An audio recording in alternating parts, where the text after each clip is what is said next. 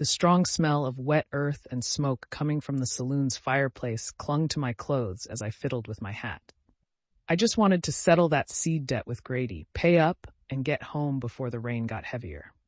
The clinking of glasses and low conversations made it seem like nothing in that place was a secret. That's when I saw them.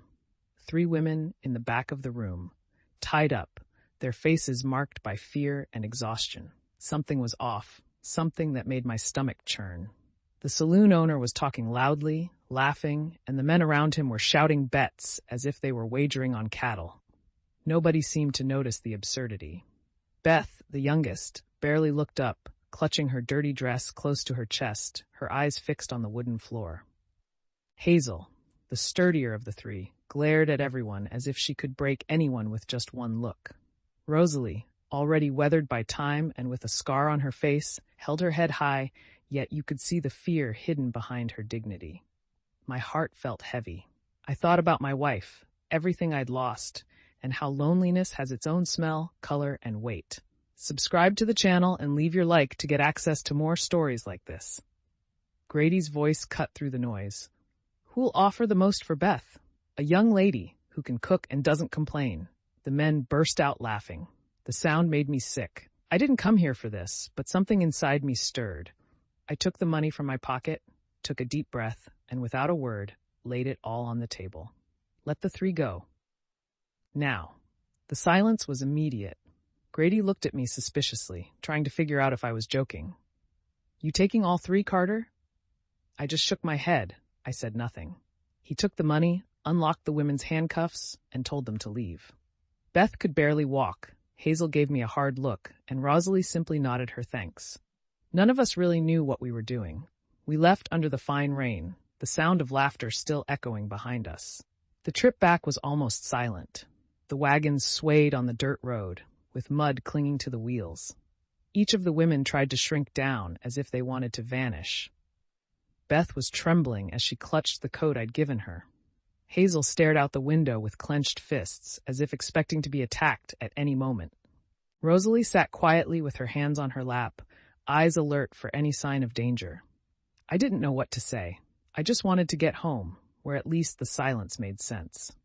When I finally saw the farm gate, I felt a strange relief, as if I were giving a little dignity back to the world, or at least trying. The first few days were full of distance and mistrust. Beth tucked herself away in the kitchen and only came out when necessary. Her face showed the fear of someone who'd been hurt more than once. Over time, I noticed that she cooked for everyone, but never ate with the rest of us. Hazel tackled the heavy work in the fields. She wouldn't accept help because she wanted to prove she could handle everything on her own. She preferred silence, but when she did speak, her voice was firm. Rosalie organized what she could inside the house, cleaning books, sorting papers, and watching everything in silence. Every now and then, I caught her eyes studying me, as if she were trying to figure out who I really was. Sometimes at night, I'd hear her softly reading something to Beth. There were no promises, no smiles, just a hard, quiet routine of survival. It wasn't long before the village noticed. Eyes began following us in the markets and on the dirt roads. Always harsh, always suspicious. Grady rode by, throwing out provocations. The tone of conversations changed when I walked in. People said it was crazy to bring women like that. Mrs. Wilkins, the village elder, showed up at the farm one afternoon. She brought a fresh loaf of bread and sat with me on the porch, getting straight to the point. Noah, you know not everyone is going to accept this, but dignity isn't for sale. She talked about the village's history, how people love nothing more than to point fingers. She advised me not to hang my head low, but also not to pick fights out of nowhere. It was good to hear someone who still saw the people behind the gossip. In time, the tension ramped up. Franklin Dodge, one of the roughest laborers in the village, showed up at the gate one day, whipping it hard. He wanted to know if the women were really free or if it was just talk. Hazel was the one to answer, arms crossed and not taking a step back. I stayed close, ready for anything. Franklin laughed, joked around, but didn't push further. After that, I noticed that Beth and Rosalie grew even closer. Gradually, between one job and the next, we started talking more. We discussed freedom, fear, and what really makes someone the master of their own life. There were no easy answers, just a desire to move forward day by day. Time seemed to drag ever since that night at the saloon, as if every day was longer than the one before. The routine, already hard, grew even heavier when the whole village began watching us with suspicion. It wasn't enough to just survive the work now. We had to bear the weight of judging eyes and whispered words behind our backs. I thought things would settle down eventually, but I was wrong. Grady wouldn't give up, and soon found a way to try to kick us out for good, using the law and his influence over the locals. On the morning Marshal Turner showed up at the farm, the sky was overcast and gusts of wind stirred up dust in the yard. I was fixing a fence in the back, Hazel was tending to the orchard, Beth was doing laundry by the well, and Rosalie was looking over the house books.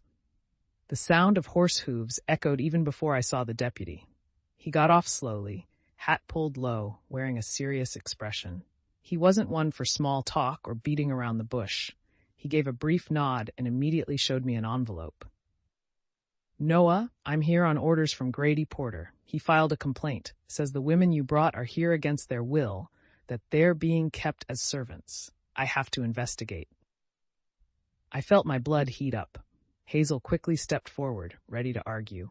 Beth stayed behind her, clutching the hem of her dress, and Rosalie came out onto the porch, her eyes fixed on the deputy. I took a deep breath before replying. "Marshal, no one here is a prisoner. Everyone can leave whenever they want. These women don't belong to anyone, not even Grady." The deputy opened the letter and read the charges out loud. Heavy words like confinement, exploitation, abuse. All lies, but coming from the law, those words carried a different weight. "I need to speak with each one of them alone," Turner said. I agreed, with no other option. He called Beth first. She came in slowly, trembling, but with a surprisingly firm voice. She said she was there because she wanted to be, that no man in the village ever cared about what happened to her, that I never raised my hand or gave any orders. The deputy listened in silence, took some notes, then called Hazel. She strode in with her head held high, almost daring Turner to challenge her words.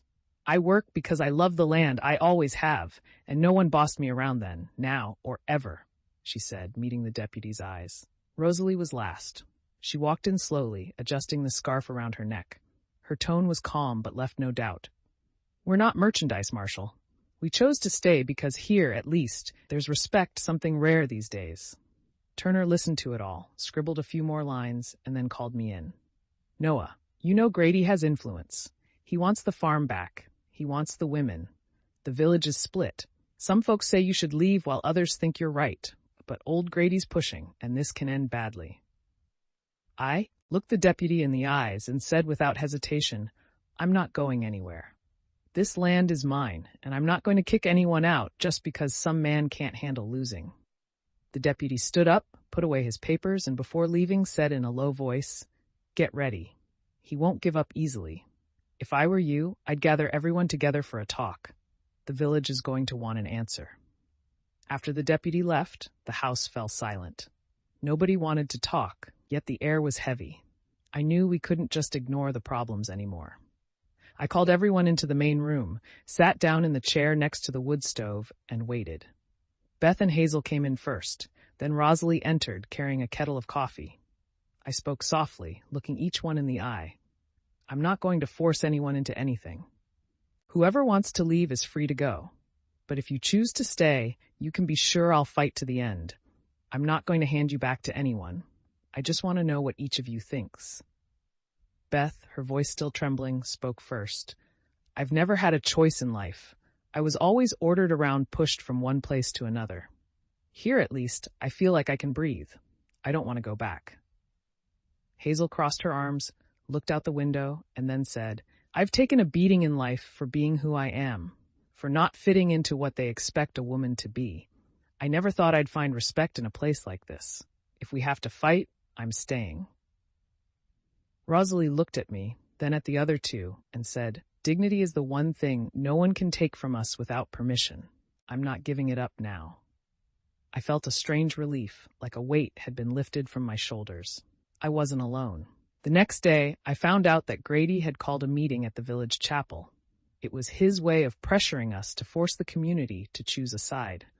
The news spread fast, and soon everyone knew that the fate of my farm and the women would be decided right there. I spent the whole night awake, wondering what to say and how to convince people who already had their minds made up. It wasn't just about me. It was about every single person in that house. About the right to stay, to be accepted, to not be cast aside for being different. The morning of the meeting came, cold, with wind that cut through your skin. I walked to the village with my hands deep in my pockets. Beth, Hazel, and Rosalie followed me, each in her own way, but all with heads held high. When we entered the chapel, everyone's eyes turned to us. Grady was sitting at the front with a smug smile, as if he already considered himself the winner.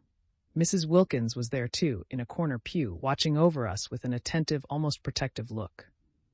The preacher started the meeting by reminding everyone that this village had always prized order and respect for tradition. Grady got up and spoke, his voice heavy with venom. It isn't right for one man to bring 3 women into his home. That's not proper behavior. This village has values. He looked at me, expecting me to falter. I stood up, took a deep breath, and for the first time spoke loud enough for everyone to hear.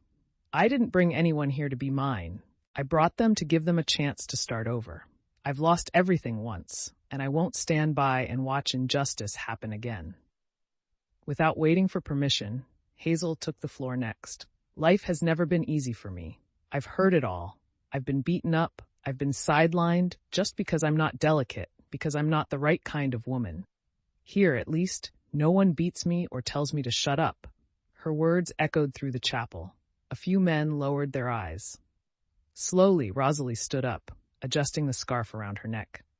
I used to be a teacher. I've lost everything more than once. I just want to live in peace, help those who need it, and share what I know. I didn't come here to stir up trouble. Even shy Beth found her courage. I nearly died in that saloon's kitchen. Here, at least, no one laughs at me or treats me like an object. I just want to stay where I can be myself. The discussion went on. Arguments flew back and forth. Voices rising and falling, people taking sides. Grady tried to provoke us, saying I was only after an advantage and that it was all a scandal. Mrs. Wilkins stood up. Her voice was low, but every word hit harder than a shout. This place survives because some of us take care of each other. We're not perfect, but we don't need to be cruel. Let these folks work in peace. The preacher called for silence, and after much debate, the decision was announced. They wouldn't kick us out, but they wouldn't fully accept us either. It was as if the village was saying, stay, but don't expect smiles or help. We left the chapel feeling like we'd won a battle, though not the war. The walk back to the farm was quiet, each lost in their own thoughts. I knew what scared the village the most wasn't the presence of the 3 women. It was the fact that we chose to resist together. That was what bothered them. The very idea that you can build respect and dignity even in a place filled with prejudice and fear. In the days that followed, routine returned, but nothing was like before. People still avoided coming near our fence. Conversations would stop when one of us appeared in the village. Yet inside the house, things began to change. Beth started learning to tend the garden with Hazel, and Rosalie began teaching the local children to read and write. I felt that, despite everything, we were putting down roots, planting our feet in the ground with more strength each day. That sense of belonging grew slowly, like a seed in hard soil that simply wouldn't stop growing. Sometimes at night, I'd sit alone on the porch looking over the dark fields, thinking about everything we'd been through. It wasn't a complete victory, but it was the beginning of something new. Each of us carried scars from the past marks that would never fully disappear. But together, we learned to honor them. Dignity, which once seemed so far away at the start, now lived in every gesture and every word exchanged in the quiet of the farm. The village might not accept us, but that land, that soil, it was truly ours now, and no one was going to take that away from us. That night, it felt like something was hovering over the farm. The air was dry, different from other nights, and even the animals seemed too quiet. I felt a tightness in my chest, a bad premonition. Hazel was already gathering the tools from the fields when I noticed a light coming on by the barn. It wasn't normal. I went over to the door, watching carefully, and realized it wasn't just a forgotten lamp. It was fire, and it was growing fast, licking the boards like it was hungry. I ran, shouting for Hazel. She didn't hesitate for a second. She grabbed a bucket and started throwing water, even though she knew it was almost useless against a fire this big. The smell of smoke spread quickly, and the soot rose like a dark cloud. Rosalie appeared at the door, holding Beth by the arm, and told the two of them to stay inside. The fire was making loud, crackling noises, threatening to spread to the rest of the farm. My heart pounded, not just from the fear of losing everything, but because I knew this wasn't an accident. While Hazel and I fought the flames, I heard a noise behind the hay bales. I caught sight of a shadow, and in that moment I knew Grady was there, hiding, waiting for the fire to do its dirty work. Without thinking twice, I dropped the bucket and went after him. Hazel continued battling the blaze on her own without a complaint, showing a strength I'd never seen before. When I caught up with Grady, he tried to run, but slipped in the mud near the corral. I turned and stared at that man who always thought he could boss everyone around. The mix of smoke and sweat burned my eyes. Grady glared at me with anger, and also with fear. He was clutching a broken bottle, but his hands were trembling. "You think you can change things? Think you can defy the village, Noah? This isn't yours, it never was," he shouted, spitting his words. I felt the fury burning inside me. But it wasn't just anger. It was everything that had been building since my wife died. All the time I let loneliness swallow me. I looked at him and, for the first time, saw a small man, a man who only knew how to live by bossing others around. The fight was quick but intense. He tried to hit me with the bottle, but I dodged and grabbed his wrist. We were both covered in soot, panting, with the fire crackling behind us. "It's over, Grady. You don't call the shots here anymore," I said calmly, without needing to shout. He tried to break free, but he didn't have the strength anymore. Then Hazel appeared, sweaty, all covered in ash, but as determined as ever. "That's enough, Grady. Get out before the village sees who you really are." But he didn't move. He just stood there, staring at us like a cornered animal. At that moment, the sound of horses clattering down the road reached us. It was Marshal Turner and some men from the village. They'd seen the fire from a distance and had come to help. When they got here, Grady tried to explain himself, saying he was only trying to protect the village and that we were a threat. But no one believed him. Turner looked at the burning barn, at the three of us covered in dirt, at Rosalie and Beth on the porch, and he understood everything without even a word from us. "Enough of that, Grady. You're going to answer for what you've done," Turner said, handcuffing Grady and mounting him on a horse. Slowly, the fire died down. The men helped throw water on it and salvage what was left of the barn. It felt like silence had returned, but this time, it wasn't the silence of loneliness. It was the silence of survivors. When it was all over, I sat on the edge of the well, feeling every inch of my body ache. Hazel sat beside me, her hands burned, her eyes red yet steady. Rosalie came over with water, gently cleaning our faces as if she were trying to wash away not only the grime, but also the memory of that night. Beth, still shaken, rested her head on my shoulder, searching for a kind of comfort I didn't even know I could give. The next day dawned slowly. The smell of smoke still lingered in the air, but now it was only a memory. I walked around the farm, surveying the damage, the barn partially destroyed, part of the fence down, tools ruined by the flames. But the house was still standing, and so were all of us. That's when I realized that despite everything, what mattered most had endured. It wasn't just the farm's building, it was what it meant to every one of us. In the following days, the village grew quieter than ever. Grady was taken off to the city, and the news spread quickly. No one came to ask if we needed help, nor did anyone come to threaten or complain. For the first time, I felt that we could rebuild things on our own terms, in our own time. I started noticing how Beth moved around the yard differently, lighter, as if she had finally shaken off a weight. Hazel began rebuilding the fence with extra care, measuring each post as if she were designing a new beginning. Rosalie cleaned the porch, sweeping away not just the dust, but even the last traces of fear. The reconstruction work was slow but steady, one nail at a time, one board after the next, and with it came the feeling that nothing could knock us down again. Beth began helping with the planting. getting her hands dirty with soil, smiling when she saw the first leaves sprout. She learned how to plant potatoes, take care of the hen house, and gradually started talking more with all of us. The kitchen became her domain, now a place of invitation where she tried out new recipes, laughed when she made mistakes, and made us laugh with her. Hazel became the right-hand woman of the farm. She organized the crops, taught everyone how to fix the tools, took care of the animals injured by the fire, and built a new gate stronger than the old one. When someone from the village passed by on the road, she didn't look away. She stood there, proud, showing that there was nothing left to fear. Sometimes she'd sit with me at the end of the day, drinking strong coffee and talking about the future. "We made it, Noah. Now it's time to really live," she would say, and I truly believed her.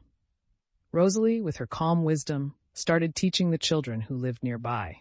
First, a pair of neighborhood siblings came, then 3 more, until a room in the house turned into a little makeshift school.